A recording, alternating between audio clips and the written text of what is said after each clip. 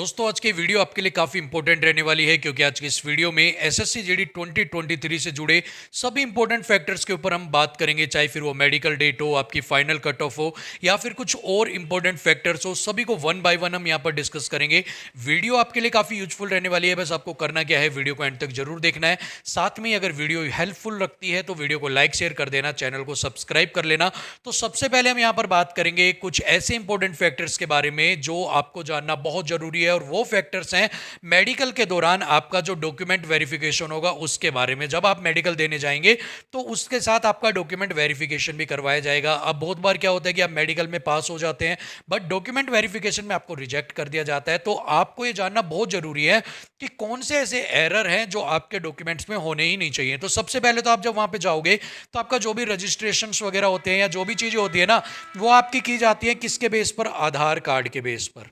ठीक है, आधार कार्ड के बेस पे। अब आधार कार्ड जो है वो होना चाहिए, उसके अंदर आपका नाम, date of birth, father name जो भी है वो सारे आपके अकॉर्डिंग टू किसके होने चाहिए? आपके फॉर्म के अकॉर्डिंग, जो आपने फॉर्म फिल किया था उसके अकॉर्डिंग आपकी सारी चीजें होनी चाहिए। अब आपके फॉर्म में मान लो फॉर एग्जांपल आपने नाम डाला, मैं मेरा ही नाम डालता हूं, मैंने फॉर्म में नाम डाला अनुज, और मेरा जो आधार कार्ड है उसके अंदर नाम है अरुण नाम है मान लो, या फिर अनुज कुमार नाम या है, तो वहां पर जो फॉर्म है और आधार कार्ड है उनके अंदर नेम आपके मिसमैच हो जाएंगे। तो ऐसे में आपकी जो नाम है वो आधार कार्ड और आपका जो फॉर्म है उसके अंदर मैच करना चाहिए, अदरवाइज आपको फिर वो वापस से विदहेल्ड वगैरह में डाल देंगे और फिर पंगे हो जाएंगे। तो सबसे पहले तो आपका जो आधार कार्ड है उसको आप अपना बिल्कुल अकॉर्डिंग टू योर फॉर्म ही आपकी सारी चीजें चलेंगी। अब फॉर्म के बाद आ जाता है आपकी 10th की सर्टिफिकेट। ठीक है, 10th की जो सर्टिफिकेट है उसके अकॉर्डिंग आपका फॉर्म होना चाहिए। एसएससी कहती है कि आप अपने फॉर्म को फिल कीजिए as per your 10th certificate, but अगर आपके फॉर्म में कुछ गलती है तो आप फॉर्म को करेक्ट नहीं कर सकते, बट अब आपको जो करेक्शन करवानी होगी वो 10th के सर्टिफिकेट में करवानी होगी। सो ऐसे में अगर आपके नाम में, डेट ऑफ बर्थ में, फादर नेम में, मदर्स नेम में अगर कोई दिक्कत है तो आपको अपने उन चीजों को अपडेट करवाना यहाँ पर जरूरी है।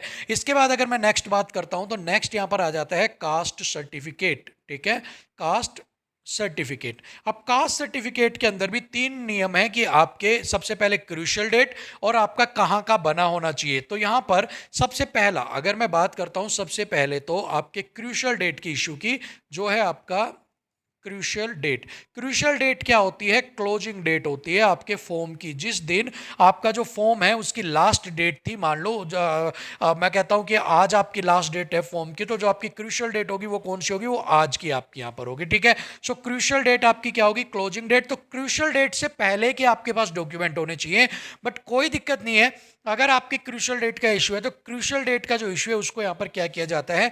नेग्लेक्ट यहां पर किया जाता है। मोस्ट केसेज में आपके जो क्रूशियल डेट है उनको एक तरह से कहा जाता है कोई बात नहीं, नया है पुराना है लेकिन है तो सही ना, तो ये यहां पर कंसीडर करके आपके जो क्रूशियल डेट है उसको यहां पर मान लिया जाता है। अब बात करते हैं सेकंड यहां पर आता है फॉर्मेट को लेकर। क्या इसको आते हैं? फॉर्मेट को लेकर। अब फॉर्मेट में भी 2 तरह के, एक है आपके पास 3 तरह की आपकी कास्ट सर्टिफिकेट्स यहां पर होती हैं।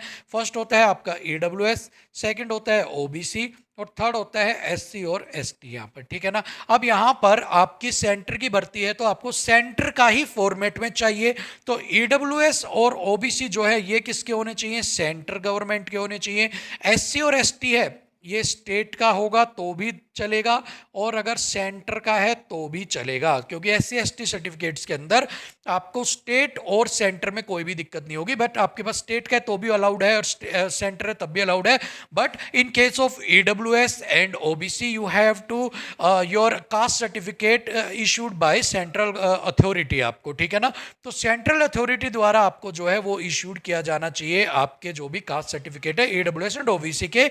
अगर यहाँ पर आप स्टेट का बनवाते हो तो वो यहां पर आपका वैलिड नहीं होगा। तो इस चीज को आपको ध्यान रखना है कि स्टेट का आपका ना हो, क्योंकि इसमें भी एक डिफरेंस है कि जो सेंटर है वो यहां पर 8 लाख का बनाता है और जो स्टेट यहां पर है वो यहां पर 5 लाख का बनाता है। तो जो ये डिफरेंस आ रहा है 3 लाख का, इसी वजह से आपके जो फॉर्म्स वगैरह ईडब्ल्यूएस के वो यहां पर रिजेक्ट किए जाते हैं। अब इसके बाद आ जाता है आपका एनसीसी।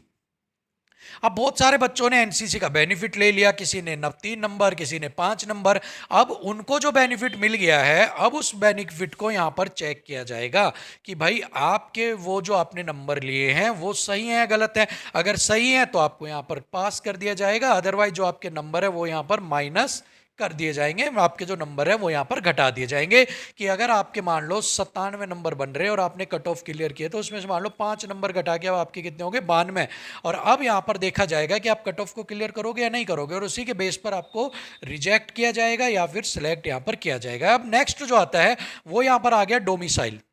ठीक है, नेक्स्ट आ गया डोमिसाइल। अब डोमिसाइल का क्या सीन है, डोमिसाइल का ये सीन है भाई, जिस स्टेट से आपने अप्लाई किया है, अरुणाचल, हरियाणा, जहां से भी आपने अप्लाई, राजस्थान, पंजाब, चंडीगढ़, जहां से भी किया है, उसी स्टेट का आपके पास डोमिसाइल जो है वो आपके पास होना चाहिए। अगर आपने अप्लाई किया है राजस्थान से, कट ऑफ बनी है आपकी राजस्थान से, रिजल्ट आप ले रहे हो राजस्थान से, और डोमिसाइल आप दिखा रहे हो पंजाब का, तो भी आपको रिजेक्ट यहाँ पर कर दिया जाएगा, डायरेक्ट बार कर दिया जाएगा। सो आपने जहाँ से अप्लाई किया है वहीं का डोमिसाइल आपके पास होना जरूरी है। ठीक है, इतनी चीज़ें आपको समझ में आ गई। ये था सिंपल सा आपके पास डॉक्यूमेंट्स में क्या क्या गलतियाँ हैं और कि इन गलतियों की वजह से आपको जो है बाहर भी किया जा सकता है। अब एक चीज़ हो रहा है यहाँ पे, ये सारे डॉक्यूमेंट्स जो है, मान लो कि जो स्टार्टिंग के मैंने बताए, आधार, 10th, ये वाले जो सर्टिफिकेट्स है, इनके अंदर गलती होगी तो आपको रिजेक्ट कर दिया जाता है, या फिर करेक्शन का कई बार टाइम दिया जाता है 7 दिन का, कि आप जाओ अपनी सर्टिफिकेट में नाम चेंज करवा के आ जाओ। ठीक है, तो यहां पर आपको ये केस बनता है। इन फॉर्मेट्स में अगर कोई गलती मिलती है, अगर आपके पास ईडब्ल्यूएस है, ओबीसी है, अगर ये स्टेट का है, तो आपको बोला जाएगा 7 दिन के अंदर जाओ और पुराना ले आओ सेंटर का। ठीक है, तो अब पुराना इश्यू नहीं होता तो उनकी वो होती है लास्ट में, फिर आप उनके पास जाओगे कि हमने नया बनवा लिया, तो आपके पास चांस है कि वो यहाँ पर आपको क्या कर सकते हैं, थोड़ा बहुत अलाउड कर दिया जाए कि भाई चलो अगर आपको कर दे। वो डिपेंड करेगा कि आपको जो आपका डॉक्यूमेंट वेरिफिकेशन कर रहा है वो कैसा ऑफिसर है यहाँ पे। ठीक है, इसके बाद एनसीसी अगर आपके पास नहीं, नंबर कम हो जाएंगे, डोमिसाइल में डायरेक्ट बाहर हो जाओगे। और इसके बाद अगर मैं बात करूं एनसीसी की, एनसीसी का नंबर अगर आपके कट गए और एनसीसी के नंबर आपको नहीं मिले और आप कट ऑफ से पीछे आ जाते हो, तो फिर आपके नंबर चेक किए जाएंगे कि आप क्या, आपको डायरेक्ट किस में डाल दिया जाएगा, अनरिजर्व कैटेगरी के अंदर। ठीक है, चेक किया जाएगा नंबर कम करने के बाद, सॉरी ये यहाँ पर अनरिजर्व नहीं चेक किया जाएगा, यहाँ पर आपके नंबर कम हो गए तो चेक सिर्फ इतना किया जाएगा कि कट ऑफ को आप क्वालिफाई कर रहे हो या नहीं कर रहे हो, और उसके बाद आपको डायरेक्ट रिजेक्ट कर देंगे।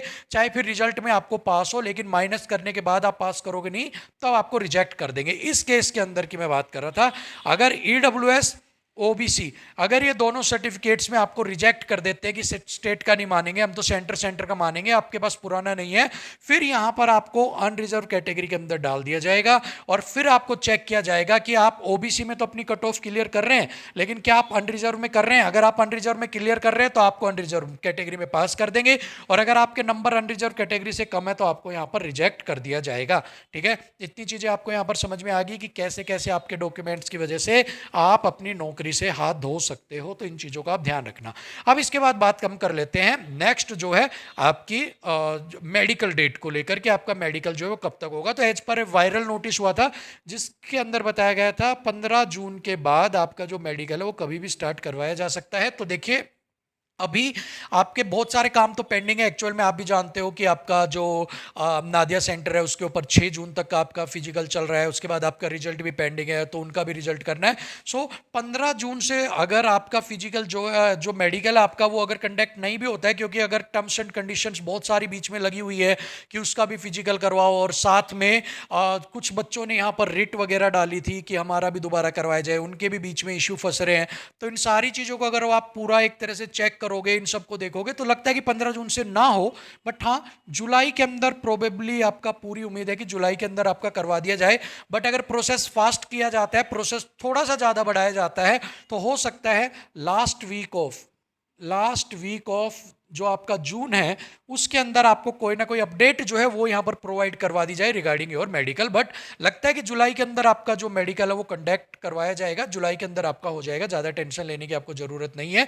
इतने आप जितने भी लोग हैं जिनको कोई भी डिफेक्ट है, जिनको कोई भी दिक्कत है डॉक्यूमेंट्स में as well as medical points के अंदर, वो आप अपना यहाँ पर करेक्ट करवा लेना, ताकि बाद में आपको पॉइंट मिलेगा तो रीमेडिकल मिले ना मिले, 1 दिन का रीमेडिकल दे रहे थे पिछली बार, तो कभी ऐसा ना हो कि आपको फिर बाहर होना पड़े। अभी आपके पास टाइम है, अभी आप सोते रहोगे बाद में जगोगे तो कोई फायदा नहीं रहेगा। तो अभी से आप उठो और अपने बॉडी को एक बार चेक कर लो, अपनी क्या है क्या नहीं, कैरिंग एंगल वगैरह चेक कर लो। अगर 2 4 5 हज़ार रुपये लगते भी हैं तो भी चेक करवा लो, क्योंकि जब आपको ये जो आपकी नौकरी लग गई, सिलेक्शन हो गया, तो ये पैसे वैसे आपके कहीं भी दुखेंगे नहीं, आराम से आपको आप सारी चीज़ें वसूल हो जाएंगी। बट अगर किसी वजह से आप रह जाओगे तो फिर आपको बड़ी दिक्कत होगी, काश मैं ये कर लेता, ये कर लेता, फिर काश ही रह जाएगा आपके पास। तो याद रखना इस चीज़ को, ठीक है। अब बात कर लेते हैं फाइनल कट ऑफ को लेकर। बहुत सारे बच्चे सवाल पूछ रहे हैं, मेरे इतने ज़्यादा हैं, मेरे इतने ज़्यादा हैं, मुझे ये चाहिए। तो देखिए एक चीज़ मैं यहाँ पर आपको बता देता हूँ, इस बार जो आपकी कट ऑफ गई थी ना, वो जो कट ऑफ गई थी आपकी, आपने देखा होगा कि 121 नंबर तक भी हॉट जो जोन है वहाँ से गई हुई थी। और काफ़ी हाई आपकी जो है कट ऑफ इस बार आपको देखने को मिली, काफ़ी हाई कट ऑफ गई आपकी। सो ऐसे में अब आप ये मान सकते हो कि अभी आपकी फिजिकल कट ऑफ आएगी, इसके बाद फाइनल कट ऑफ आपकी आएगी। तो जो टुकड़ों में आपकी बढ़ेगी, यहाँ पे अभी फिजिकल वाली, यहाँ पे देखो, यहाँ से फिजिकल से आप मेडिकल के लिए जाओगे, ठीक है। ये फिजिकल देख के आए हो, यहाँ से आप मेडिकल के लिए, और मेडिकल से फिर आप जाओगे किसके अंदर, फाइनल। क्योंकि यहाँ पे देखो 1,03,74 बच्चे जो हैं उनको मेडिकल के लिए पास किया, और यहाँ पर फाइनल के लिए 50,000 बच्चों को ही पास करना है, 50,187 समथिंग को। तो यहाँ भी छटेंगे और यहाँ भी छटेंगे बच्चे, ठीक है। यहाँ भी आधे हो गए, यहाँ भी आधे हो जाएंगे।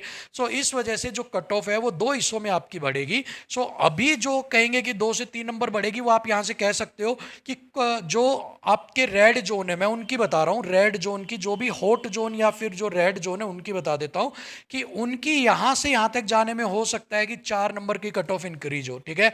लेकिन यहां से यहां पर भी जाने में उनकी 4 से 5 नंबर की कट ऑफ इंक्रीज हो सकती है। तो टोटल ओवरऑल यहां पे देखने पे यही लगता है कि जब भी 2 टुकड़ों के अंदर जब आपकी कट ऑफ इंक्रीज होगी, तो ओवरऑल अगर मैं बोलूं आपकी, अगर कि ओवरऑल आपकी कितने नंबर ज्यादा होने चाहिए, तो आप मान के चलो 8 से 9 नंबर मुझे लगता है, या फिर 7 से 9 नंबर मुझे लगता है, अगर आपके ज्यादा है कट ऑफ से। अभी जो कट ऑफ आई थी फिजिकल के लिए, उससे अगर आप 9 या 10 नंबर तक, 7 से 10 नंबर तक अगर आप लीड लेके चल रहे हो, तब यहाँ पर आपके लिए काफ़ी अच्छा रहेगा और फाइनल की कट ऑफ तक जाने में। क्योंकि कंपटीशन वास्तव में बड़ा टफ होने वाला है, क्योंकि बच्चे जो हैं 121 की कट ऑफ पता है किस लिए लगी है? 121 की राजस्थान से कट ऑफ इसलिए लगी है क्योंकि यहाँ पे जो बच्चों के नंबर है ना, वो 141 तक भी जा रहे हैं। तो जब बच्चों के नंबर इतने हाई हैं तो इनको आउट करना बड़ी मुश्किल बात है। तो ऐसे में 10 नंबर, और हो सकता है, मैं पहले बोल रहा हूँ कि हो सकता है कि 7 नंबर भी बढ़ जाए, 8 भी बढ़ जाए, लेकिन ये भी संभावना है कि ये 13 नंबर वाला भी आदमी अपने आप को सेफ समझे, इससे नीचे वाले भी अनसेफ हो सकते हैं। क्योंकि कोई भी प्रिडिक्शन यहाँ पर जो है वो हो नहीं सकती। लेकिन फिर भी मैं आपको बता रहा हूँ, 8 से लेकर 10 नंबर वाला यहाँ पर उम्मीद रख सकता है, अपनी अच्छे से अपने मेडिकल की प्रिपरेशन कर सकता है। बाकी 10 से ऊपर 11, 12, 13 जिसके भी ऊपर है वो तो सेफ है ही। बट जितने भी बच्चे हैं जो 8 से कम नंबर लेके चल रहे हैं रेड जोन के अंदर, हॉट जोन के अंदर, जो राजस्थान, हरियाणा, पंजाब वगैरह के अंदर, उनको यहाँ पर बहुत संभल कर रहने की जरूरत है। इसके अलावा बाकी जो नॉर्थ ईस्ट के स्टेट्स हैं या जो भी है, वहाँ पर जो कट ऑफ इंक्रीज करेगी वो यहाँ पर अप्रोक्सीमेट 4 नंबर के अप्रोक्स या 5 नंबर के करीब अप्रोक्स इंक्रीज करेगी। कि 2 नंबर यहाँ बढ़ गया तो 2 नंबर यहाँ बढ़ गया, या फिर यहाँ 3 हो गया तो यहाँ 3 हो गया। इस तरीके से आपका जो कट ऑफ है वो बाकी जो स्टेट्स है उनकी चलेगी। और लेकिन जो रेड जोन है उनके अंदर तो 10 के करीब आप अपने आप को सेफ समझो, अगर आपके इतने नंबर हैं तो। और अगर आप अदर स्टेट से करते हो तो 3 से 4 नंबर, 5 नंबर तक आप अपने आप को सेफ यहाँ पर समझ सकते हो। बाकी आप एक बार मुझे कमेंट बॉक्स में ये जरूर बताना कि आपका स्टेट क्या है, आपकी कैटेगरी क्या है, और आपके कट ऑफ से ऊपर कितने मार्क्स है, ताकि एक पूरा आइडिया लग सके और जल्दी आपको बता सके कि आपकी फाइनल कट ऑफ क्या रहेगी। सो फिलहाल के लिए वीडियो में इतना ही। वीडियो यूजफुल लगी हो, हेल्पफुल लगी हो, तो लाइक शेयर करना बिल्कुल मत भूलिएगा। कमेंट बॉक्स में अपने सवाल पूछना मत भूलिएगा। मिलते हैं आपसे अगले वीडियो में, तब तक के लिए चैनल को सब्सक्राइब कर लीजिए। Thank you so much. नमस्कार।